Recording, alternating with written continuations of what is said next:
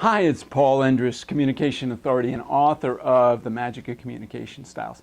In today's video, I'm going to do something I don't do very often, and that is give some content that is dated. And in other words, when you watch this years from now, you'll look back and say, oh, I know when that was recorded. Kind of a secret rule of people who do videos is you don't really want to date it so that it becomes evergreen. But today I need to do that because I have to answer a question that I am getting continuously from my students and clients. What is it that's making Donald Trump so effective as a communicator?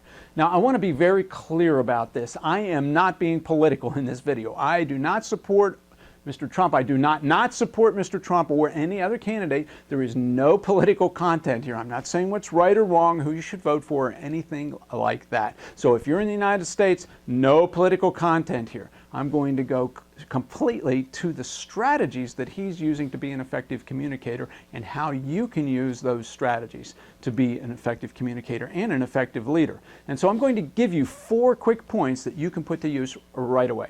Let's go with the first one. Now, the first one is certainty. And certainty is that intention, that feeling that this is the way it is. This is the way it's going to be. And what happens with certainty is it becomes very, very attractive. It's one of the foundations of charisma. You will find that people who have this charisma about them have a lot of certainty. And certainty can be a good thing or a bad thing because people will follow certainty even if it's off of a cliff, even if it's into doing something bad or evil or wrong. And I'm not here to judge anybody or anything. I'm just saying that certainty is attractive. And Mr. Trump has used certainty. Now, there are 5 steps I'm going to give you to certainty. Number 1 is set your intention. You have to know what it is you want. How many times do we go into a meeting or a situation where we say, I'll just see what happens? Well, I'll just see what happens is the opposite of certainty. If you go in with certainty where you've already set your intention and decided what you want the outcome to be, in fact, what the outcome is going to be, you've got a much greater chance of getting what you want. Number 2, use a simple and clear message and repeat it over and over and over again. Let's take Mr. Trump as our example. And one of the things he started with is we are going to build a wall on our southern border between the United States and Mexico.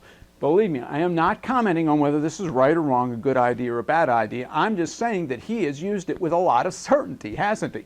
Mr. Trump, what are we going to do about the economy? We're going to build a wall. Mr. Trump, what are we going to do about the environment? Well, we need to build a wall. Mr. Trump, what are we going to do about our military situation in the Middle East? Well, the first thing we need to do is build a wall. And so no matter what the question was, the answer was always, we're going to build a wall. Maybe some people look at that and they go, well, that doesn't make any sense. That's not right or wrong. But the proof is in the results, isn't it? He's risen from out of nowhere 10 months ago to be a candidate for the President of the United States. Quite an accomplishment, especially when all the so-called experts said that it couldn't be done. He used a lot of certainty. Number 3, always stay on message. And no matter what the question is, the statement is always the answer. And finally, if you're challenged, if you really get pushed, double down, like Mr. Trump did. So he's going along with about building a wall on this southern border, and somebody asked the question, well, Mr. Trump, how are we going to pay for that? Well, we're going to get the government of Mexico to pay for it. Oh, that'll never happen, that'll never happen. He has not backed off an inch on that. He's got a lot of certainty. Whether it'll ever happen, whether it's true, practical, reality, is irrelevant because he's providing so much certainty. The second thing that we want to do is have an aspirational message. Now, an aspirational message is kind of a vague message that everybody can agree with. It's something that everybody would want. His aspirational message is, make America great again. Now, I'm not saying good message, bad message. I'm simply saying it's an aspirational message. It's something that almost everybody could agree with. It's something that almost everybody wants. There are not too many Americans who would disagree with that statement. Number 2, it's vague without giving specifics. Well, how are we going to make America great is not being discussed here. Now, aspirational messages have an advantage over a 10-point plan because they can't be taken apart. If somebody presents a 10-point plan as to how we're going to make America great, you can start to attack it point by point. And in fact, if you can knock out one of the points, you've knocked out all 10 of them probably. So one of the things that he's done that has given him communication success is he has been vague. He's got this aspirational message of let's make America great again. He doesn't say how, what, when, where, or who. He simply says that that's what we're going to do, and he repeats it over and over again with a lot of certainty. Number 3 part of this aspirational message is everybody can attach their own meaning to it. What does that mean? How are we going to do it? Everybody can figure out what they want. Makes it very difficult to argue with. Now here's 2 examples of other aspirational messages with Bernie Sanders. A future to believe in. Who can argue with that? Fill in the blank as to what it means. And Mr. Obama, looking very young 8 years ago, talking about change, which is an aspirational message. What is change? What kind of change? How are we going to do the change? Never really addressed a lot of that during the election. And so people could fill in their own message into there. So my question to you is, what kind of an aspirational message can you come up for yourself and for your followers that will inspire them? It doesn't have to be a 10-point plan. In fact, a 10-point plan runs counter to the aspirational message. The second part of Mr. Trump's strategy has been an aspirational message. Let's take a look at part number 3. Now, part number 3 is social proof. Everybody's doing it. And what happens as he started to build his following, he did not go with the small town hall meetings and the one-on-ones that the other candidates were using. He used big arena rallies and drew huge crowds. And when people saw those huge crowds, they go, well, everybody else is doing it. I guess I ought to do it. And this feeds back into the certainty factor. It provides a lot of certainty. It reduces risk for people who are risk averse, and truth is most people are risk averse. It gives the feeling of everyone's doing it, and it creates the impression of a movement even if there isn't one. And I'm not saying whether there is or isn't one here. I'm just saying that when you provide social proof, it reduces certainty and is a great communication strategy that you can use. Now, in business, you're not going to fill an arena unless you're one of a very few companies that can do something like that. But what you can do is provide testimonials from satisfied customers or clients or whoever it is that you provide your product to.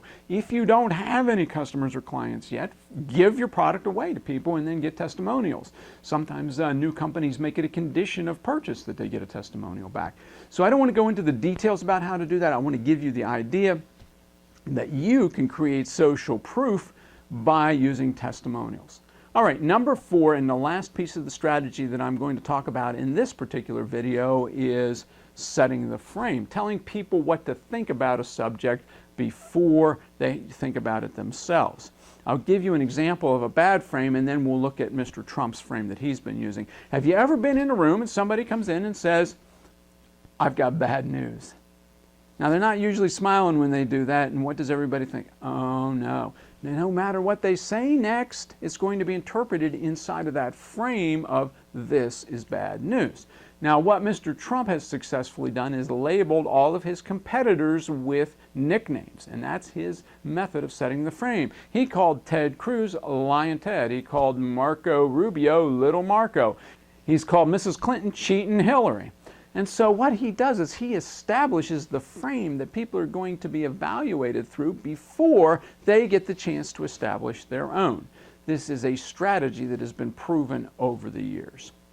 All right, so let's take a quick review and then think about how you can put these to use. First of all, number 1, certainty. How can you increase the strength of your intention and help people to follow you by providing them with this is the way we're going, certainty. Number 2, what aspirational message can you use? This is something that people can latch on to and use as their own no matter what they think. The message seems to say that for them. Number 3, social proof. In business, that's testimonials. Sometimes we use guarantees in that area also, but testimonials are the way to go. Social proof is number 3, and number 4 is set the frame. Make sure you tell everybody what to think so that they don't have to figure it out for themselves. All right, use these 4 things in your business, in your communication, in your personal communication, and I guarantee that you will quickly become a better communicator. Okay, that's it for today. Those are Donald Trump's 4 strategies. Now, there's more. He uses more than that, but these are 4 primary strategies that he has used to turn himself into a phenomena. Like him, love him, agree with him, disagree with him, you've got to admit that he has been a fairly successful communicator. So that's it for today. I invite you to visit me at paulendris.com for more information, more free stuff there. And until then, I look forward to seeing you in the next video. And until then, be great. See you there.